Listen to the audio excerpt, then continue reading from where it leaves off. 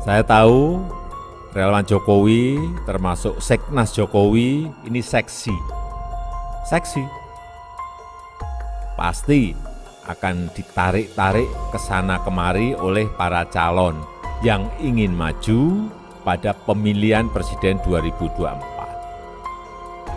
Akan menjadi rebutan banyak pihak untuk didekati. Kenapa begitu?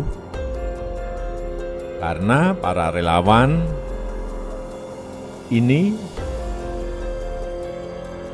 telah terbukti bisa mengantarkan saya menjadi Presiden Republik Indonesia 2 periode. Benar enggak?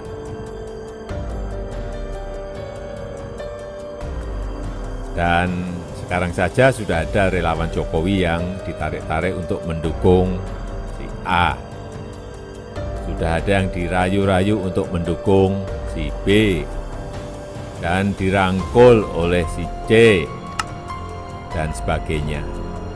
Tapi masih lebih banyak lagi relawan yang masih menunggu.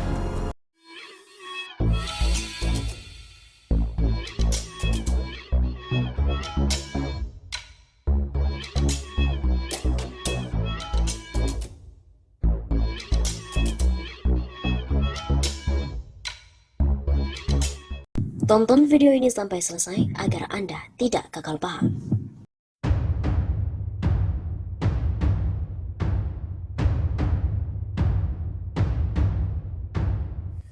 Rakyat dibiarkan kelaparan dan merasa diperlakukan tidak adil. Tagar 2021 ganti presiden pun jadi trending.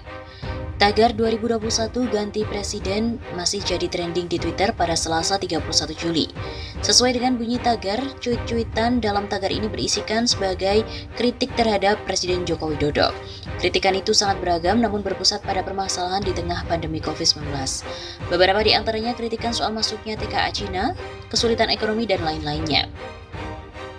Terkait kesulitan ekonomi, netizen mengeluh soal sulitnya mencari nafkah dan sulitnya mencari pekerjaan.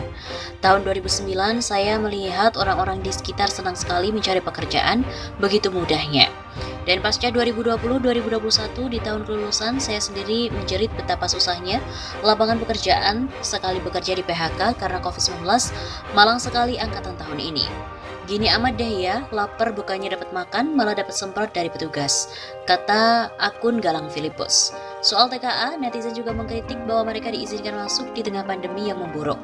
Sementara rakyat di dalam negeri sendiri justru dibatasi secara ketat oleh pemerintah. Ketika rakyat dijaga dengan ketat, ketika itu TKA diperbolehkan masuk dengan rasa senang. Begitu kata akun 45 Politik. Inkonsisten pemerintah terhadap peraturan yang dibangun membuat banyak dari kalangan masyarakat kecewa dan seperti dianaktirikan di rumah sendiri. Sebagai catatan, ini bukanlah pertama kalinya trending sebuah tagar yang meminta Jokowi untuk mundur. Beberapa hari belakangan juga muncul terkait dengan tagar-tagar seperti Pak Presiden kapan mundur, Pak Presiden menyerahlah, dan lain-lainnya. Seruan yang sama juga pernah muncul beberapa tahun yang lalu, yakni 2019 ganti presiden. Akan tetapi Jokowi jabatannya untuk periode pertama saat itu memang akan berakhir menjelang pemilu 2019.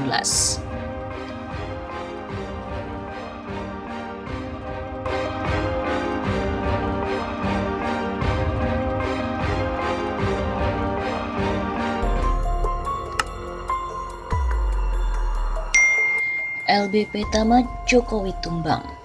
Pilar mendukung Jokowi goyah. Para menteri mulai saling intip untuk cari aman.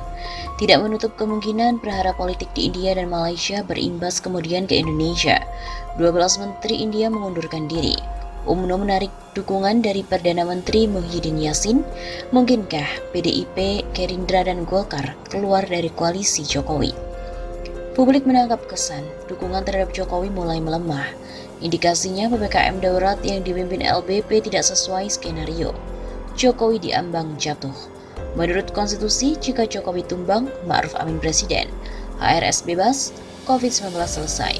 Pembantai dan pembunuh 6 laskar FPI dipecat, ditangkap, diadili, dan digantung rame-rame di Monas. Banyak pejabat pusat maupun daerah diam-diam mulai melakukan pembangkangan terhadap LBP, di mana disebut-sebut secara de facto sering mempertontonkan kekuasaan layaknya seorang presiden, bukan sebagai seorang Menko. Kuat dugaan PPKM darurat menyimpan agenda tersembunyi. Orang kuat di pemerintahan Jokowi sedang memancing di air keruh untuk melanggengkan kekuasaan melalui isu Presiden 3 periode dan mempersiapkan Ganjar Pranowo yang tidak didukung PDIP pada Pilpres 2024. Penggiringan opini melalui lembaga survei sudah bergerak lebih jauh. Bahkan Ganjar Pranowo versi PSK memiliki elektabilitas tertinggi mengalahkan Prabowo dan Anies Baswedan. Responden siluman, akal-akalan lembaga survei sebagai PSK alias pekerja survei komersial. PPKM darurat sebagai pancingan untuk skenario politik yang lebih besar, memuluskan agenda Cina komunis di Indonesia. Menariknya, publik tidak terpancing dengan skenario tersebut. PPKM darurat gagal, skenario rusuh nasional pun gagal total. Misalnya, PPKM darurat tidak lebih dari darurat PSBB ketika awal-awal diberlakukan awal tahun lalu. Saat PSBB, pos checkpoint di berbagai daerah super ketat, beda jauh dengan PPKM yang katanya darurat tapi lebih longgar dibandingkan dengan PSBB. Posko atau saat PSBB dinamakan checkpoint, kosong tak berpenghuni. Tak ada lagi petugas ber-APD seperti astronot atau Satpol PP yang overacting. Pertanda mulai ada pembangkangan daerah terhadap LPP. Publik hanya merasakan penyekatan di berbagai kawasan, tidak jarang menimbulkan ketegangan baru. Contohnya ribut-ribut antara petugas PPKM darurat yang bertindak arogan terhadap prajurit Pas Pampres. Jokowi mulai digembosi melalui pembangkangan terhadap LBP sebagai koordinator PPKM darurat. LBP sebagai sasaran akhir tumbangnya Jokowi. Saat ini pilar utama pendukung Jokowi tinggal LBP dan Cina komunis. Faksi-faksi utama di sekitar Jokowi diam-diam mulai mengambil jarak. Jokowi dan LBP akan ditinggalkan. Duet LBP dan Jokowi bakalan tamat, insya Allah. Tinggal Cina komunis yang akan menopang kekuasaan LBP Jokowi. Kekuatan politik dalam negeri bakal rame-rame meninggalkan LBP Jokowi. Isu masuknya TKA Cina komunis selama masa COVID-19 diduga ada kaitannya dengan skenario Luhut, Jokowi dan Cina komunis sebagai pertahanan terakhir bila LBP dan Jokowi benar-benar tumbang.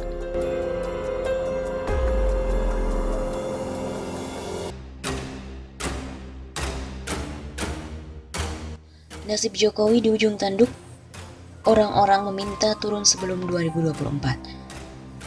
Nasib Presiden Jokowi tampaknya berada di titik nadir. Netizen mengungkapkan kekesalannya pada orang nomor satu tersebut di sosial media. Bahkan, tagar turunkan sebelum 2024 menjadi trending topik. Misalnya saja pada akun @anto28 menyebut bahwa Jokowi sudah layak untuk turun dari jabatannya. Ia menyebutkan setidaknya ada 9 poin yang mendasari apa yang ia katakan. Misalnya, soal utang meroket, BUMN rugi, TWK pelemahan KPK, dana haji digunakan untuk infrastruktur, ekonomi anjlok, PPN sembako dan pendidikan, korupsi bertambah subur, pengangguran meningkat, meroketnya TKA dari Cina. Ada pula akun dari @yandiaksara yang menumpahkan kekesalannya terhadap dampak dari hasil Pilpres 2019 yang lalu. Nyoblosnya 5 menit, menderitanya bertahun-tahun.